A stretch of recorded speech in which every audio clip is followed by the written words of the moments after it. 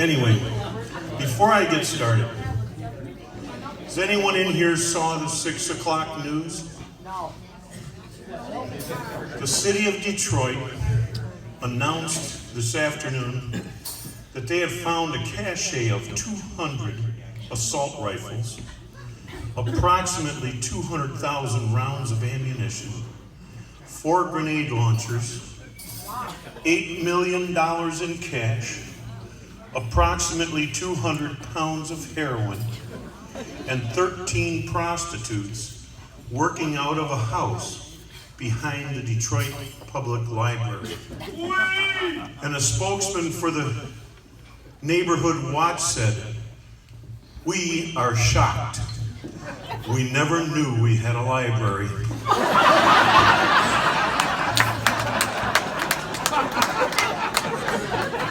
Education's a wonderful thing. And now this is the start. That was a True story.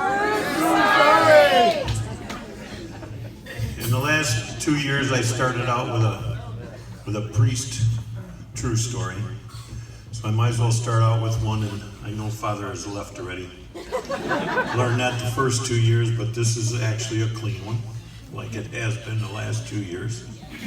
Right. But this priest was at the racetrack betting on a couple of horses. And in the first 3 races, he would go down to the fence and bring a horse by, and he would bless the horse. And in the first 3 races, these 3 horses all came in first. And this old guy that's been at the racetrack, he noticed this. So in the 4th race, he saw the priest go down there, bless the horse, and he went to the window and bet on it. And sure enough, it came in. The next 2 horses he did the same thing with. The horse came in first. And in the last race, the priest goes down there, calls an old hag over. He was the highest, or she was the highest odds horse all day long. And the priest said some prayers over the horse. So this guy, he went to the ATM, took out everything he owned and everything he had saved up and bet on his horse. Came in dead last. He goes down to where the priest was by the fence and he says, "Father, you've been betting on these horses all day long. Every one of them's come in first place except this last one. And I saw you bless this horse." Father says, "You know, you Protestants, you can't tell the difference between a simple blessing and their last rites."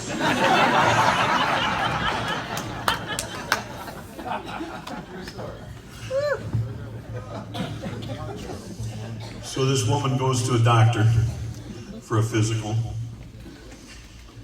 And the doctor checks her out and he says, "Your cholesterol's fine. Your heartbeat's fine. Your, what else do we have? Blood pressure is perfect. So now let me examine the part of you that gets every woman in trouble." She starts pulling down her pants and he says, No, I mean open your mouth.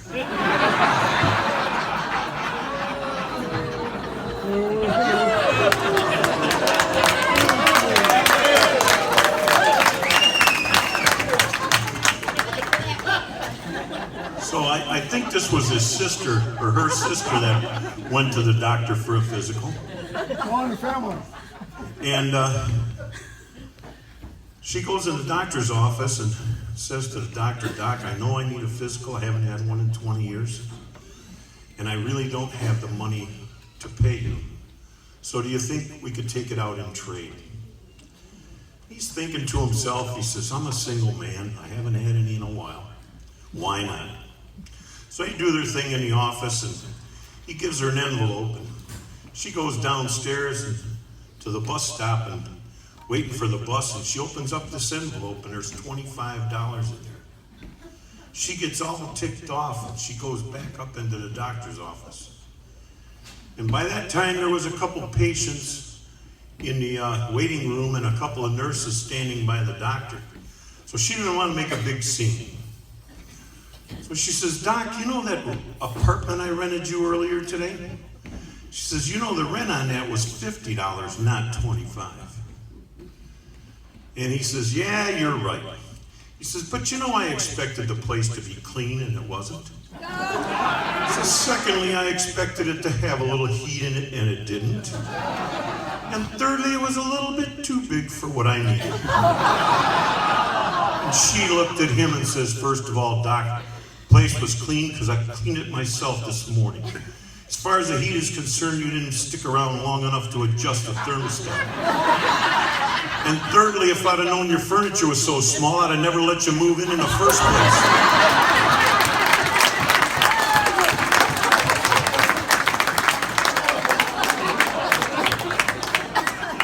I think her brother went to the doctor the following week. Doctor examined him and told him he had hags. Says, hags, what's that, Doc? So that's a combination of herpes, AIDS, gonorrhea, and syphilis. Oh my God, that's what he said. What are you gonna do, Doc? He said, we're gonna put you in the hospital and we're gonna put you on a diet of pizza and pancakes. He says, pizza and pancakes, is that gonna cure me? He says, nope, but that's the only thing that'll fit underneath the door.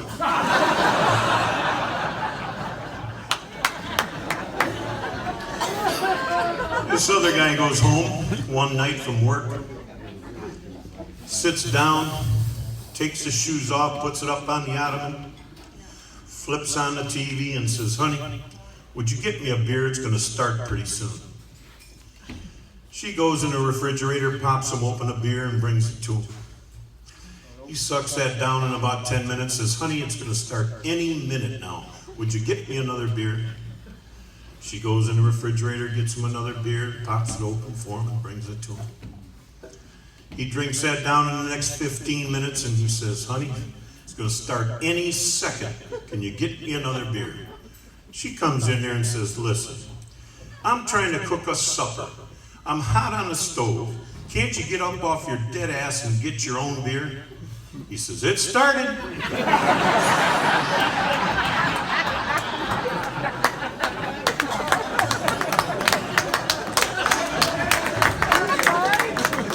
And that is... It's 83-year-old guys, two of them. They're walking around a senior citizen home. The one guy says to the other guy, he says, you know, I wake up in the morning, my neck is sore, my back hurts me, my knees are bothering me, I feel like hell. The other guy says, you do? He says, I feel like a newborn baby. He says, a newborn baby? He says, yeah. No hair, no teeth, and I just shit my pants.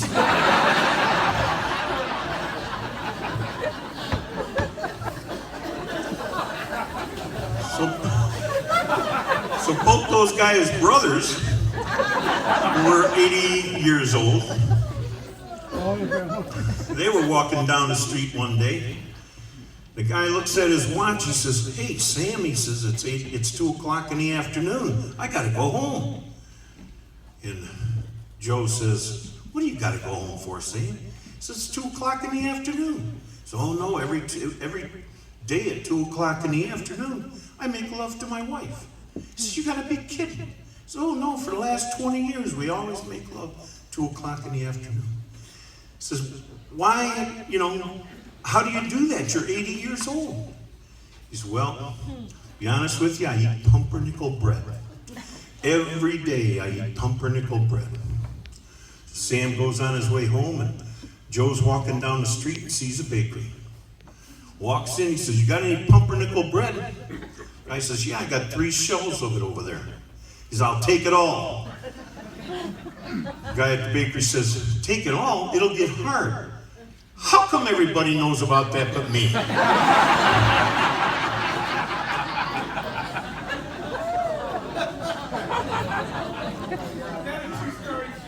Absolutely. And here's another man joke that the women can't hear. But this couple go out on their yacht. They're in the Atlantic Ocean. And the guy's wife, unfortunately, falls overboard. He's looking for her, can't find her, finally calls the Coast Guard. Coast Guard tells him, you might as well go home, we're gonna have to look for her in the ocean. So 3 days later, they call him up, and Coast Guard says to the guy, he says, I have some good news and some bad news for you. He says, well, you better tell me the bad news first. He says, well, we pulled your wife up out of the ocean, and she was deceased. Oh my God. Well, what's the good news? He says, well, attached to her body were 50 giant lobsters and about 25 crabs. And we thought that you should at least have part of that for yourself. He says, okay. He says, where is she now? Oh, we put her back down.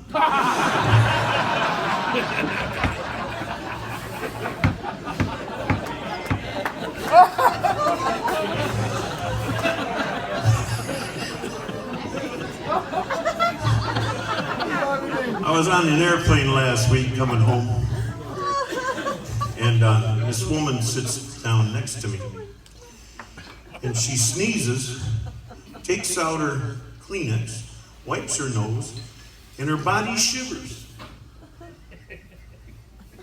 I'm looking at her, and about 10 minutes later, she sneezes again. Takes out her Kleenex, wipes her nose, her body shivers even more violently. So about 15 minutes later, she sneezes again. Takes out her Kleenex, wipes her nose, and her body shivers even more violently. Finally, I said to her, ma'am, why does your body shiver like that? She says, well, I have a very rare disease. Every time I sneeze, I have an orgasm. I says, wow, that is rare. Is there anything you take for it? She says, yeah, pepper.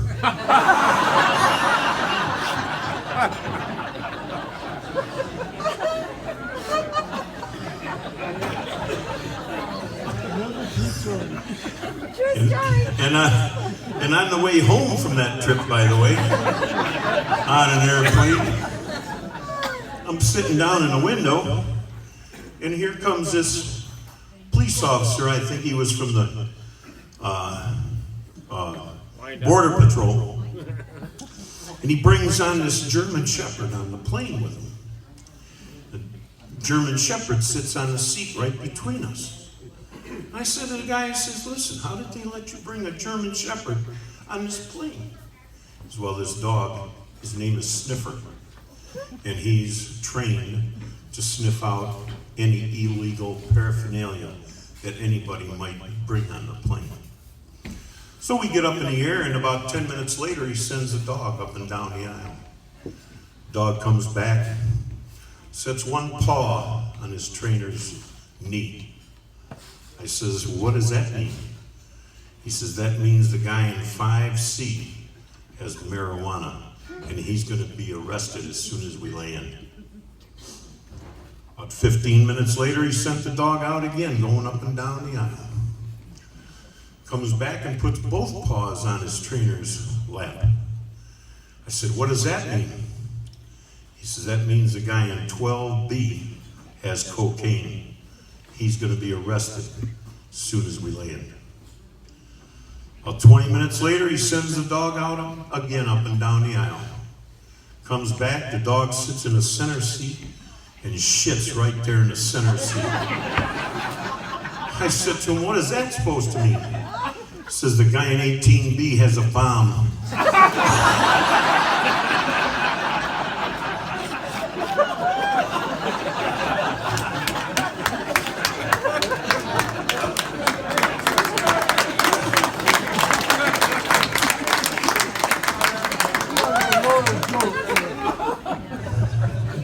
This is an all-time old one from me, but this is it's about the attorney, the Godfather, and his CPA. The Godfather and the attorney go to see his CPA.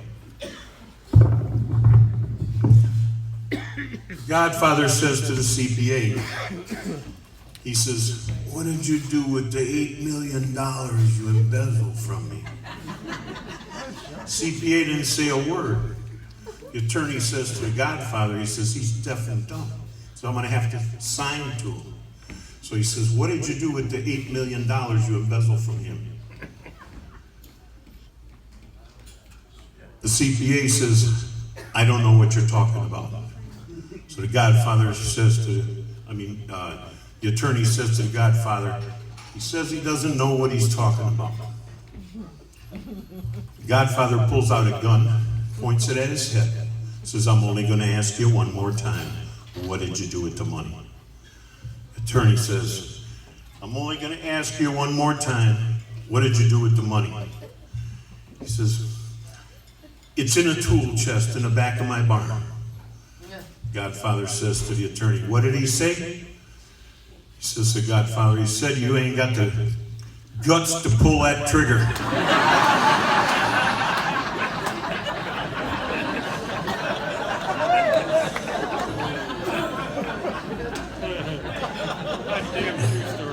And this last one is someone right in the back of the room's favorite all-time true story of mine. Not mine.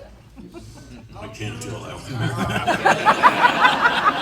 If anyone wants to hear it afterwards, I'd be more than happy to tell it. Because her husband is here. Can't tell But that. this is about a guy that was telling me a story that had a hair lip. And he says, Steve, I was fooling around with this woman up in an apartment. She was married, and we were fooling around, and we were naked in bed. And all of a sudden, there was a knock at the door. It was her husband. I didn't know what to do, so I opened up the window, and I climbed out the window. And I was hanging there by my fingertips. I says, what happened then? He says, well, the guy came in and he looked awful suspicious because his wife was laying there in the bed naked. But then he looked around and he didn't find nothing, but he decided to throw the garbage out. So he opened up the window and threw the garbage all over my head. I said, that definitely pissed you off. He said, no, that didn't piss me off. He said, but then the guy decided to take a leak. He opened up the window and he pissed all over my head.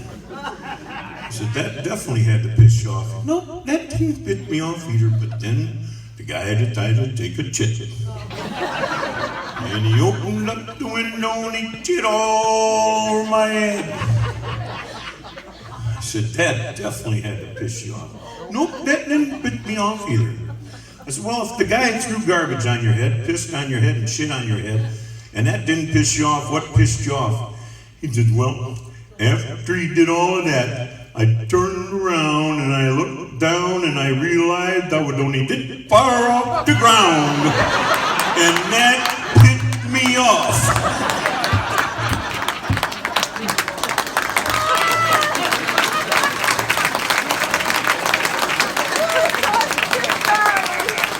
Jake was supposed to tell me the name of the first comedian that was coming up, but he forgot.